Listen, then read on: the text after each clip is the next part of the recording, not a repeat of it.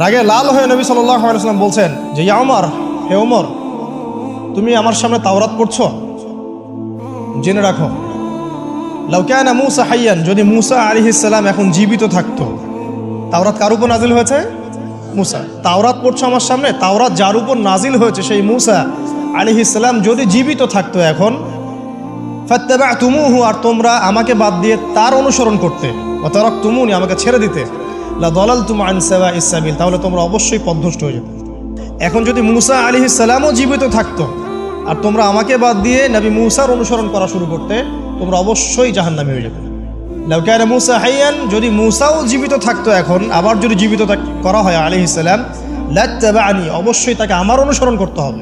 এই কারণেই শেষ জামানা যখন ঈসা ইবনে মারইয়াম আসবেন, তিনি নতুন কোনো শরীয়ত নিয়ে আসবেন না, তিনি মুহাম্মদ সাল্লাল্লাহু আলাইহি ওয়াসাল্লামের অনুকরণ রূপেই পৃথিবীতে